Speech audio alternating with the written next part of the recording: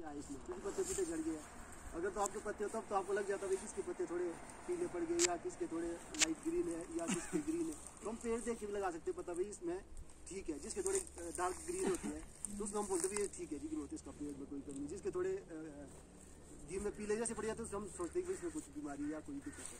पर उसको कैसे हम डिटरमाइन करते हैं, कैसे उसका पता लगाते हैं, तो उसका एक सबसे बढ़िया जो तरीका होता है, जैसे एक डॉक्टर हमारे वो भी थे का है सबको जिन्होंने आपको शिलारू में भी दिया था, जो डॉक्टर साहब जो है जिन्होंने सॉइल सैंपलिंग पर बोला था, उन्होंने बोला कि जैसे हम आदमी का बीमारी का या आदमी की जो कमजोरी होती है उसका जैसे पता करते हैं तो ब्लड सैंपल लेते हैं ना ब्लड का, तो उसकी रिपोर्ट के आधार पर ही हम जो डॉक्टर कोई भी होगा वो डायग्नोज आगे करता है, ट्रीटमेंट करता है। तो वैसे हमारे को भी पहले ये पता होना चाहिए इसमें क्या कमियाँ है और अगर कमी है तो हम क्या करें जिससे कि ये कमी पूरी हो जाए। तो उसके लिए हमारा जो है एक सॉइल सैंपलिंग का तरीका होता है। सॉइल सैंपलिंग के लिए तो चलो लैब बनी होती है, पर सॉइल हम कैसे कलेक्ट करते हैं, क्योंकि लोग ऐसा भी सॉइल ले जाते हैं, जैसे मान लो वो डिपार्टमेंट वाले बोलते हैं आप ले आओ जी सैंपल ले आओ।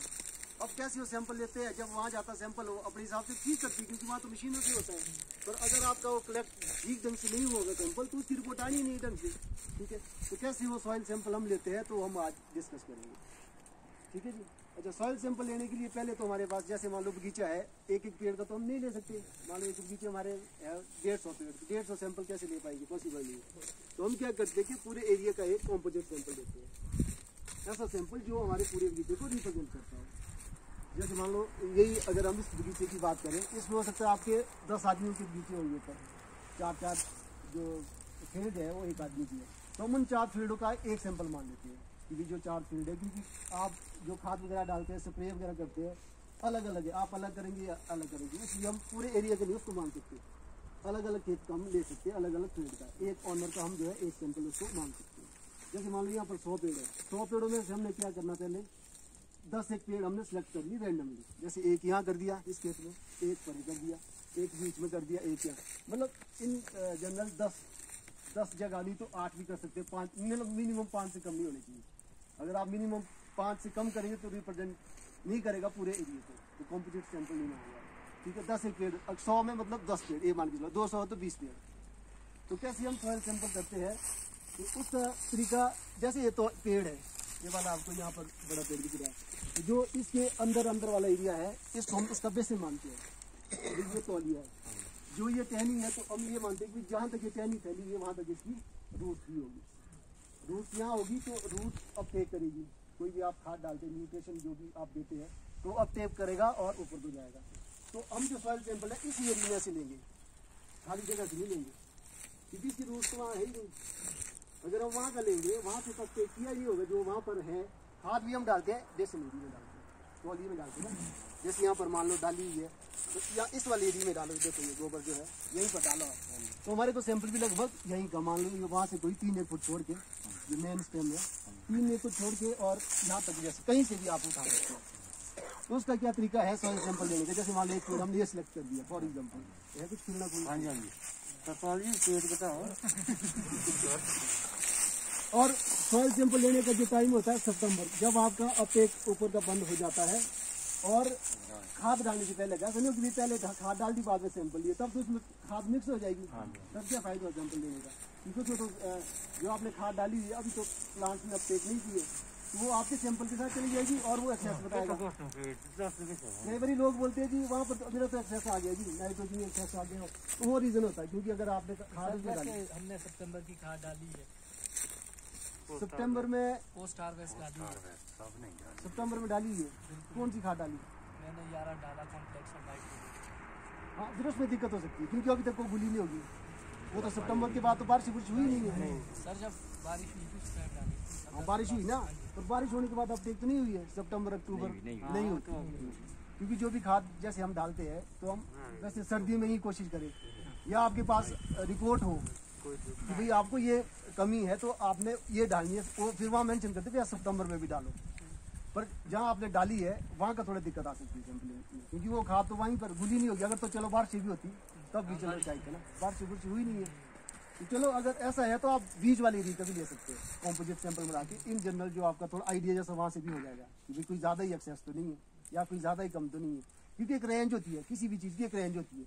जैसे आप ब्लड सैंपल लेते तो उसमें HB की रेंज होती है ना 9 से लेकर 15 तक, उस बीच में आना चाहिए, ना उससे ऊपर जाना चाहिए ना उससे। तो वैसा ही हमारा भी है नाइट्रोजन का, फास्फोरस का, पोटाश का, जो भी हम खाद डालते हैं इसकी एक रेंज होती है कि भाई इतने ग्राम से लेकर इतने ग्राम तक। अगर इसके बीच में है तो कोई दिक्कत नहीं, ऐसा नहीं हो कि भाई वो बिल्कुल एक्सेस कर जाए या बिल्कुल मिनिमम आ जाए।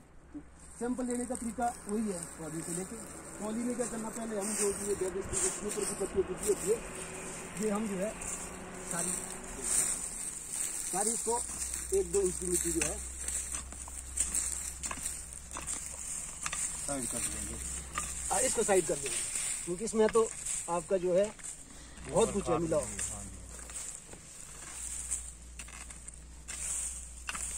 इसके बाद जैसे हम जो है सैंपल भी 2 तरह के दिए, जैसे मान लो ये बड़ा पेड़ है, ये हमारा है सीडलिंग पर, इसकी जड़ें होगी बहुत गहरी, मतलब इसमें हमारे को कोई 2 फुट तक भी हम कर सकते हैं। जो आपके स्पर टाइप के तो उसमें हम जो है 1 फुट के मान के चलते हैं, 1-1.5 फुट। तो इसमें हम जो है मतलब 1.5-2 फुट तक ले सकते हैं, ज़्यादा गहरा तो क्या करिए। तो इसमें आप गड्ढा बना सकते हैं। वैसे तो इसके लिए अगर आता है एग्रीकल्चर डिपार्टमेंट में या लेने कोई मिलता हो, जैसे बर्मा नहीं होता लकड़ी को छेद करने वाला रस होता है, वो हम घुमाते हैं तो खोदने की जरूरत नहीं पड़ती, उसी में मिट्टी आ जाती है। वही खींचा ऊपर नीचे गाड़ा 1.5 फुट ऊपर झाड़ दिया, वैसे ही उसमें आसान हो जाता है। फिर कसी से चलो करो, इसमें गड्ढा ट्रेंच जैसी बनानी है।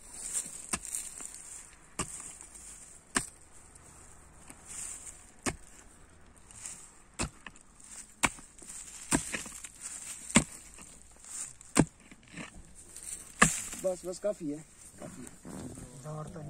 जड़ आ जाएगी, क्योंकि जड़ भी होगी। ठीक है, ये सारी मिट्टी आप निकाल सकते हो, हाथ से निकाल दो सारी मिट्टी ना जी, क्योंकि अभी तो इसमें सारी मिट्टी जो है मिक्स होगी ना।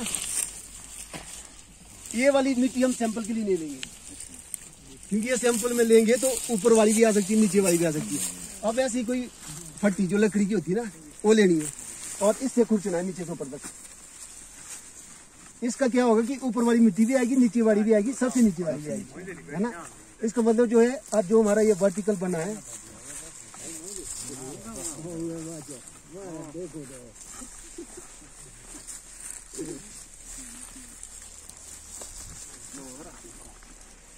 ठीक है ना। अगर हमने ये मिट्टी ले ली तो ये ठीक से नहीं बताएगा, क्योंकि इसमें तो आपकी ऊपर वाली आई है ना, या नीचे वाली। अब जब हमने फट्टी से जो नीचे किया तो ये देखो ऊपर वाली मिट्टी भी जा रही है, नीचे तक जो पूरा कट का जो है ये इस तरह से, मतलब अब ये तो आधा फुट है तो इसको थोड़ा हम 1-1.5 फुट तक कर सकते हैं नीचे, गहरी खाई बना के ना। ठीक है, अब ये हमारी जो मिट्टी जो है, अब इसको निकाला है, ये लगभग जो है आधा-पौना किलो जितनी भी मिट्टी की आप निकाल सकते हैं।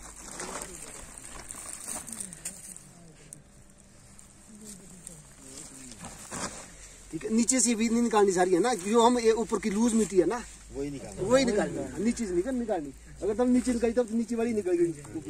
इसके जो ये फट्टी का है, इसका तो आप लोग समझ गए कि भी क्या मतलब है। इससे जो है जब हमें ऐसे किया तो ऊपर वाली भी आई, नीचे वाली भी आई, और नीचे वहां पर इसमें गड्ढे में जो है कलेक्ट होगी। मिक्स करके ना, क्योंकि जैसे मान लो हमने 1.5 फुट की ली है, ये वो है 1.5 फुट, तो मिट्टी यहाँ खींची, यहाँ खींची, यहाँ खींची, यहाँ खींची। अगर हमने ऊपर निकाली जब तो ऊपर की आ गई, नीचे की जाएगी। तो यहाँ से जब हमने नीचे किया तो हर आपने जो हर लेयर का लगभग, है ना। तो ये मान लो आपने निकाला 1 से, इस तरह से आपने निकालना 10 से। अगर आपके 100 पेड़ सर, जैसे मतलब अगर एक साइड तो हमारी चिकनी मिट्टी होगी, एक साइड को तो आप 2 भी बना सकते हैं। अगर आपको लगता भी ज्यादा ही कुछ फर्क है ना बीचों में, नहीं, जैसे सर ये है कि मतलब इस साइड को हमारे रेतीली मिट्टी है, उधर को चिकनी मिट्टी है, तो वो इकट्ठी कर सकते हैं उसको। क्यों नहीं, अगर आपने इकट्ठी करनी बना सकते हैं। अगर आपको लगता है ज्यादा ही फर्क है मिट्टी में, तो आप 2 उसमें सेक्शन में बांट दो बीचों को, वो अलग करना ही पड़ेगा, क्योंकि मिट्टी अलग है ना। 2 सैंपल बना सकते हैं, क्या दिक्कत है। आप 4 भी बनाओ, पर ये है ना कि 4 अगर मान लो एक आदमी 4 बनाएगा, 2 आदमी की 400 सैंपल, फिर वहाँ भी वो ऐसे करेंगे। इसलिए एक आदमी का जैसे एक बगीचा है, 4 खेत है, 4 कम 1 बना कॉम्पोजिट, क्योंकि हमने लेनी है रेंज। सर बनाएंगे तो 4 का मतलब एक ही ना, मतलब जैसे ये इससे परे को थोड़ी अलग हो गई, इससे परे 2 बना दो, फिर अगर अलग तो करना ही पड़ेगा। वो नहीं करना, मैं तो ऐसे एक जनरल बता रहा हूँ ना, ऐसा नहीं होगी हमने एक ही खेत कर लेना, एक ही कर लेना, आप तो 4 दिन ज्यादा लगे, बाकी जो होगा अगर आपको लगता है अगर आप बिल्कुल स्पेसिफिक होना चाहते हैं तो आप बढ़ा भी सकते हैं। मतलब कितनी मिट्टी और इसको फिर मतलब मिक्स नहीं कर दे सकते हैं ना। जैसे आपका यहाँ का बीज है कोई और है, अगर मान लो कहीं नीचे आपका जीमू में कोई दूसरा बीज है तो वहाँ आप अलग लो। मतलब डिफरेंस तो हमारे ऐसा भी क्योंकि परे को कोई जैसे धूप ज्यादा पड़ती है उधर थोड़ी अलग मिट्टी आ रही है थोड़ी अलग है। 2 सैंपल बना सकते हैं, 4 भी बना सकते हैं, कोई दिक्कत नहीं। पर उसका ये है कि आपका एक तो कॉस्ट ज़्यादा हो जाएगी, एक सैंपल की मान लो 200 लेंगे तो 2 आपकी 4 हो जाएगी, कोई दिक्कत नहीं। वो मिक्सिंग का था ना सर मेन रोल। मिक्सिंग का जैसे आपको लगता है भाई एक जैसा ही नहीं कर सकते, जैसे मिट्टी का कुछ अलग रोल रहेगा। बिल्कुल कर सकते, नहीं कर सकते। तो कॉम्पोजिट सैंपल की बात मैं कर रहा हूँ, ठीक है। तो ये देखो इस तरह से आपने एक से ले लिया आधा किलो पौना किलो, ठीक है जी। अब 10 की कितनी मिट्टी हो जाएगी आपके पास? 10 किलो है ये, ठीक है। 10 किलो आपने रखी ऐसे तरपाल वगैरह जो भी बिछाया एक जगह उसको कटी कर दी। अब क्योंकि सारे सैंपल लेना तो पॉसिबल नहीं है ना, बिल्कुल 10 जगह से इतनी मिट्टी ली, एक तरपाल बिछाया और उस पर मिक्स कर दी बढ़िया, ठीक है ना जी। यहाँ से डाल सकते हो ऐसे सीखने के लिए ना, और डालो थोड़ी ज़्यादा करो, ठीक है। अब इसको मिक्स कर दो, जो उसमें पत्थर पुत्तर जड़े जुड़े हैं वो साइड में हो जाएगी सारी पत्थर पुत्तर, मतलब आप इसमें जो ब्रीक मिट्टी है ना वही रखनी है। हाँ मिट्टी जड़े कोई कई बार जैसे गोबर गोबर वैसे तो पड़ना नहीं चाहिए क्योंकि हमने पहले ऊपर से साफ किया है। अगर गोबर पड़ जाएगा जो ऑर्गेनिक मैटर की वो रिपोर्ट देंगे वो आपका एक्सेस आ जाएगा, भले चाहे थोड़ा सा भी पड़ेगा ना, इतने सैंपल को खराब कर देगा। कोशिश यही करना कि इसमें डेब्रिस कोई पत्थर कोई जड़ ना आए, ठीक है जी। ये मान लो ये आ गई हमारे पास 20 किलो। अब इसको हम कैसे रिड्यूस करेंगे कि भाई इसको हमने रिड्यूस करना है कितने में? आधा किलो में, आधा किलो पौना किलो। जो आप सैंपल लैब के लिए भेजेंगे वो कट्टा थोड़ी नहीं मांगेंगे आपसे, उनके लिए थोड़ा सा चाहिए। हाँ अब क्या करना आपने इसको 4 हाफ में बांट देना है, ऐसे और ऐसे। अब ये 2 पार्ट आप हटा दो, इनको फेंक दो 2 पार्ट में, 2 पार्ट को, ठीक है। 10 किलो थी रहेगी 5 किलो, अब 5 किलो को और मिक्स करो वैसे ही सेम। अगर कहीं पत्थर पुत्र आता है उसको साइड में करते जाओ, ठीक है। अब रहेगी 5 किलो, 5 किलो का वही आधा आधा, अब रह गया आपका 2.5 किलो, ठीक है। 2 भेज दिया और तब तक करना जब तक आपका आधा से पौना किलो ना रहे। 1 किलो हो जाए कोई दिक्कत नहीं। जब आपका ये अब मान लो 1 किलो हो जाएगा, अब इसको डायरेक्ट धूप में नहीं सुखाना है, डायरेक्ट सनलाइट में नहीं सुखाना, कहीं छाया में सुखा देना। सुखाना क्या मतलब इस लेवल से नहीं बिल्कुल ही हो जाए, थोड़ा मतलब इसका बॉल जैसा बन जाए, हाँ नमी उड़ जाए थोड़ी सी और बॉल जैसा बन जाए। और इसको जब आप पैक करेंगे तो इसके लिए वैसे तो थैले जैसे होते हैं स्पेशल सॉइल सैंपलिंग बैग बोलते हैं इनको, और ये सूत के होते हैं। मतलब उससे क्या होता है कि मतलब इसमें ज़्यादा नमी भी नहीं रहती और ज़्यादा जैसे प्लास्टिक में डालेंगे तो उसमें नमी रह जाएगी, गीला जैसा हो जाएगा, ठीक है। कपड़े का कोई थैला जैसा हो तो उसमें वैसे आते हो सॉइल सैंपलिंग एग्रीकल्चर के पास मिलते हैं, बाजार में भी मिलते हैं, उसमें डाला इनको और उसमें आप बाकायदा लिख सकते हैं, उसमें टैगिंग कर सकते हैं। क्योंकि उसी में लिखने जैसे वाइट जैसे रंग होता है स्केच पेन से परमानेंट मार्कर से उसमें बढ़िया लिखा, क्योंकि एक बार को दम उसमें पर्ची डालते हैं और पर्ची कहीं इधर उधर होगी, रामलाल का सैंपल और श्यामलाल जी खाद डाल रहे हैं तो वो भी थोड़ा दिक्कत आ जाती कई बार। तो इसलिए कोशिश यही करना कि उसी बैग में लिखा सैंपल नंबर ये, नाम फलाना नाम, गाँव ये, ठीक है। उसके साथ भले चिट भी डालो अंदर, ताकि वही अगर मान लो कि वो चिट इधर उधर हो जाए तो कम से कम परमानेंट तो आपका वही है। ये तरीका है मेरे हिसाब से, क्लियर है? कोई और कुछ इसमें पूछना है? जैसे अब सर हम मतलब 10 जगह से हमने मिट्टी इकट्ठी करनी है ना, तो अलग अलग जगह से करनी होगी। जैसे कुछ पोर्शन तौलिए के पीछे को, कुछ मतलब आगे वाली साइड से, कुछ सेंटर से, जहाँ आपको जो हम बना रहे हैं कॉम्पोजिट है, कॉम्पोजिट कट बनाना। जैसे आपने यहाँ से किया और दूसरा जो सैंपल लेंगे आप वो यहाँ से ले सकते, अगले किनारे से भी ले सकते। कभी तो मैंने बोला कि 100 पेड़ है तो 10 पेड़ और 10 में वो अलग अलग डायरेक्शन से। नहीं अगर ऐसा ना कि ऐसा ना हो 10 जैसे मतलब 10 पेड़ों से निकाला बंदा एक ही जगह से निकालता रह जाए जिस साइड को बढ़िया खाद पड़ती है, नहीं वैसा नहीं होना चाहिए। कॉम्पोजिट का करा, कॉम्पोजिट मतलब मिलाना है, उसको मिक्स करना है ताकि भाई वो एक रिपोर्ट आए, क्योंकि हमने लेनी होती है रेंज, एग्जैक्ट तो नहीं आएगा कहीं भी आप, तब तो एक एक पौधे का लेना पड़ेगा। एक पौधे में भी यहाँ की कुछ स्थिति और है, अगली साइड की कुछ और है, क्योंकि गोबर हम डालते हैं वैसे तो पीछे। हाँ जी वही बोल रहा हूँ मैं। जब भी हम खाद वगैरह डालते हैं तो पीछे वाला कॉन्सेप्ट भूल जाना चाहिए, क्योंकि पीछे वाला हम डालते थे पहले, तब क्या होता थी हमारी जमीन होती थी ऐसी टेढ़ी होती थी ढलानदार। अब देखो इसमें तो डराना है ही नहीं, अभी तक हम फिर भी वही प्रैक्टिस फॉलो कर रहे थे पीछे से डालना, जबकि जड़े थी उसकी जितनी पीछे को उतनी तो आगे बढ़ेगी। इसलिए ब्रॉडकास्ट करके हमारे को चारों तरफ डालना चाहिए। अगर हम चारों ब्रॉडकास्ट करके डालेंगे तो जो जड़े है एकदम से अपडेट करेगी, ज़्यादा एरिया मिलेगा और इजीली अवेलेबल हो जाएगी। नहीं तो यहाँ तो जड़े जो है जैसे आपने देखा है ये फीडर रूट होती है, ये तो ए वाली फीडर रूट है। मेन जड़ ये है, मोटी जड़ जो होती है वो कोई जड़ नहीं है, वो खाने का काम नहीं करती, वो तो ये सपोर्ट देती है उनको सिर्फ। उनका जो जैसे प्राइमरी जो रूट होगी मोटी रूट, उसका काम जो है अपटेक करना नहीं है। अपटेक के लिए देखो जो बाल जैसे है, जितनी बारीक जड़ होगी ये है। और ये देखना आपने कहाँ जैसी होती इकट्ठी हुई है, जहाँ आपने गोबर डाला होगा। कोई भी आदमी है जहाँ उसको खाने का मिलेगा वो भी वहीं जाएगा। तो जड़ भी ऐसी है, अगर आगे वाली होगी तो वो भी पीछे को मुड़ेगी, अगर उसको वहाँ नहीं मिलेगा तो पीछे पहुँचते पहुँचते जब तक यहाँ पहुँचेगी तब तक आपका वो जो ग्रोइंग सीजन है वो निकल जाता है, आगे वाली आपकी टहनी जो है रह जाती है। तो इसलिए जब भी हम कोई ब्रॉडकास्ट करते हैं, कोई भी गोबर डालते, खाद डालते, चारों तरफ से डाला और मिक्स कर दिया, है ना। तो ये सॉइल सैंपलिंग का क्लियर है। अगर किसी को कोई पूछना है, क्योंकि आप चाहे कोई भी साइंटिस्ट आएगा, कोई भी आप यूट्यूब क्या वीडियो यूट्यूब सबका यही है मेन मकसद, वो तो बताएंगे कुछ थोड़ा टेक्नोलॉजी टर्मिनोलॉजी अलग अलग होगी, बाकी जो मेन है जो हम फार्मर आसान तरीका यही है। सबसे आसान तरीका खीलना सबके पास ही है, सबके पास है। वो तो बोलेंगे कि आप अगर लाओ वो ले आओ, दिन का ले आओ। बस ये कि 1.5 फुट 2 फुट 2 फुट जितने आपने डीप से पेड़ की एज के हिसाब से सीडलिंग पर या सीडलिंग वाला गहरा होना चाहिए, गहरा होना चाहिए, क्योंकि इसकी जड़ें गहरी है। जो आपका मान लो M9 लगाया किसी ने, M9 की जड़ें आपको पता है कि 1.25 फुट तक की जाती है, तो आप 2 फुट तक क्यों जाएंगे उसका सैंपल लेने के लिए, क्योंकि जो आपने डाला है वो तो अपटेक को करेगा आधा फुट से ही। तो हमारा जो इसके लिए जो है 1.5 फुट इसके लिए है, 1 फुट उसके लिए, क्योंकि ज्यादा नीचे से लेंगे तो कोई ऐसा नहीं है।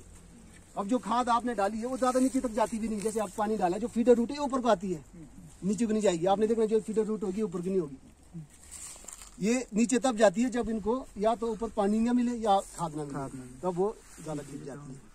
तो अब जो नया कॉन्सेप्ट जो उसका चला हुआ है रूट स्टॉक का, तो वही तो एक कॉन्सेप्ट है कि भाई जो ऐसे मान लो इस पेड़ की जड़ें पता नहीं अब कहाँ को गई होगी, जो हम एक खाद डालते हैं यहाँ से मिलती है नहीं मिलती, मिलती तो है, एक्सेस में मिलती ना, तो ग्रोथ भी ज्यादा कर रहा है, फसल भी ज्यादा लग रही है।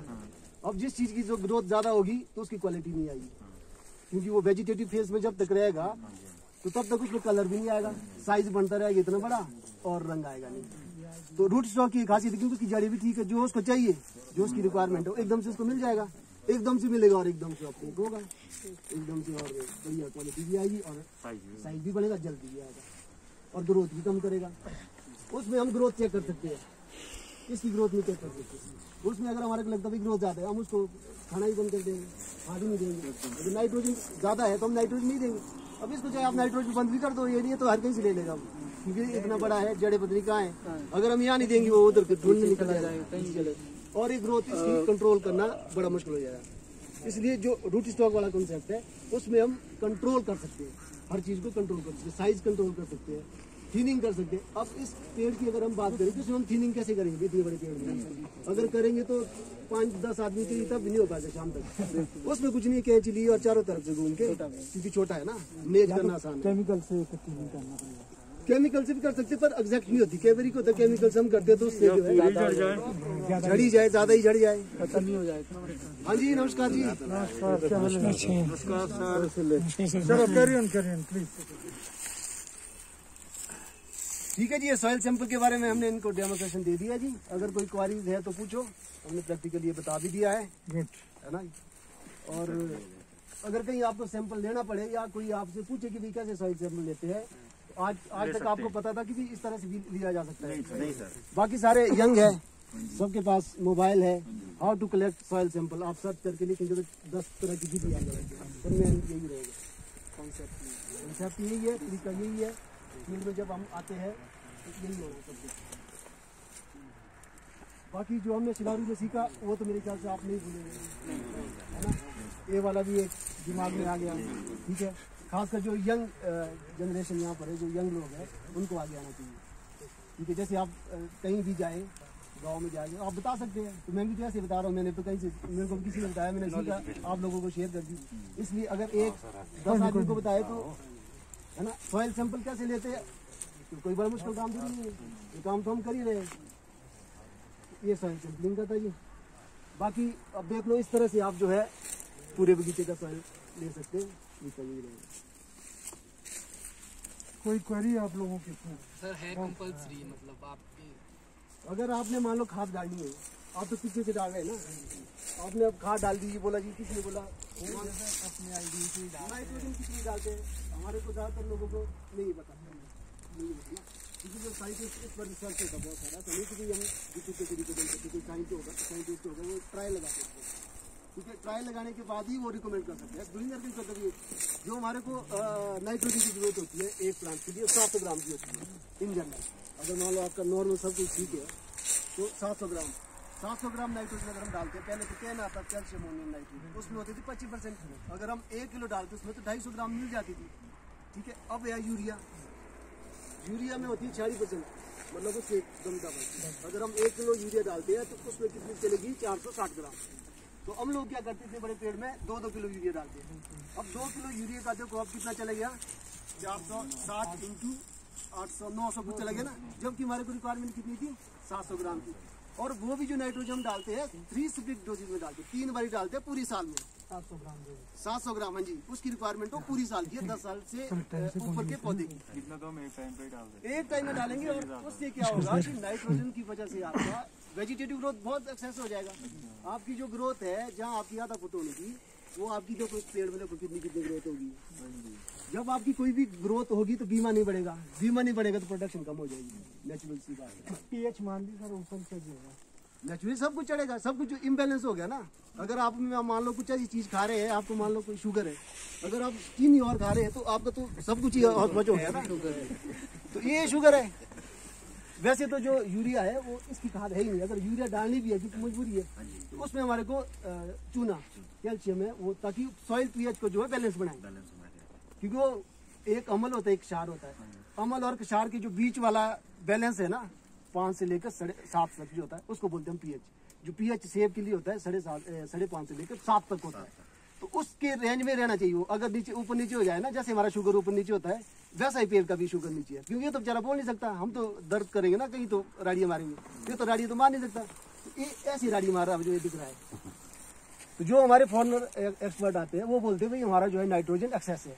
क्यों एक्सेस है? क्योंकि एक तो यूरिया सस्ती है, इजीली अवेलेबल है, कटा चक्का डाल 2-2 किलो। बड़ा पेड़ है, बड़ा है, चल डाल यार 3 ही डाल 3 किलो तो हम ये नहीं कैलकुलेट कर रहे हैं इसमें कितना चला गया। जबकि हमारे को तभी हम बोलते हैं कि सॉइल सैंपल करके वो आपको रिकमेंड कर देंगे कि भाई आप डालो तो इतनी, पर डालनी आपने 3 बारी और साथ में डालना आपने इतना किलो चुना इसमें। सर क्या वो पूरा बता के देगी जैसे पूरा 100% बताएंगे। जब आप इसको सैंपल देंगे तो रिपोर्ट देंगे साथ में। क्यों नहीं देंगे रिपोर्ट आएगी उसमें वो बोलेंगे कि भाई आप मतलब ये सैंपल के साथ ही रिपोर्ट आएगी। बिल्कुल आएगी। जब आप सैंपल देंगे तो जैसे ब्लड की रिपोर्ट नहीं आती, सारा कुछ उसमें लिखा होता है, ठीक है, वैसे ही रिपोर्ट आएगी कि भाई आपका जो है इसमें नाइट्रोजन इतना ग्राम है और इतनी आपकी कमी है और आपने कब डालनी है, इतनी अब डालनी है, इतना आपने फोलियर स्प्रे करना है, इतना आपने आगे बरसात में डालना है। 3 स्प्लिट या 4 स्प्लिट डोज में डाल सकते हैं आप। एक बारी तो आप डाल ही नहीं सकते कुछ, क्योंकि नाइट्रोजन जो होती है वो लीच हो जाती है। जैसे मान लो हमने 2 किलो डाली तो जैसे बारिश आई ना वो बह जाती है, उसकी एक टेंडेंसी होती है नाइट्रोजन की, वो बहने में ज़्यादा पानी में घुल के बह जाती है, इसमें नहीं रहती। जैसे ये फास्फोरस वगैरह ये नहीं रहता, ठीक है जी। तो नाइट्रोजन जितना ये बताओ, इस तरीके से जो रिपोर्ट आती है ना, इससे थोड़ा सा देखो।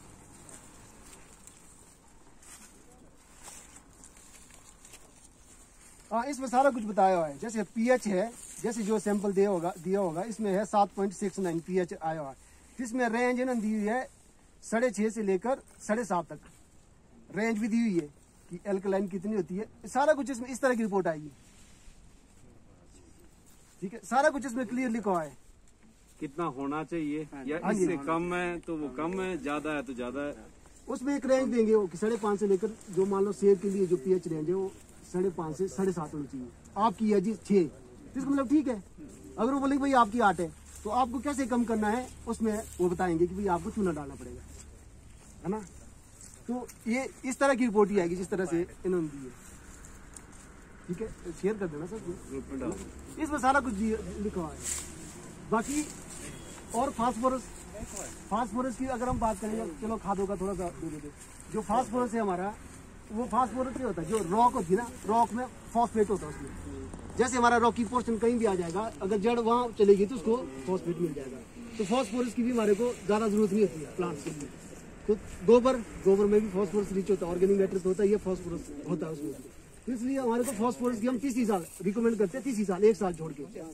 फॉस्फोरस जो है सिंगल सुपर फॉस्फेट या जो भी 1 साल छोड़ के करते हैं। नाइट्रोजन हमारी एक्सेस है, ये 100% है, क्योंकि नाइट्रोजन यूरिया हमारे को सस्ता मिल जाता है तो हम डालते रहते हैं। तो इसलिए नाइट्रोजन के लिए बड़ा जरूरी है, चेक कर सकते हैं नाइट्रोजन के 1 साल छोड़ के देखो नाइट्रोजन। और फिर है पोटाश, सबसे बड़ी जो क्वालिटी हमारी आती है क्वालिटी के लिए। चलो मैं थोड़ा खादों के बारे में बताता हूँ। 3 खादें हमारे नाइट्रोजन, फास्फोरस।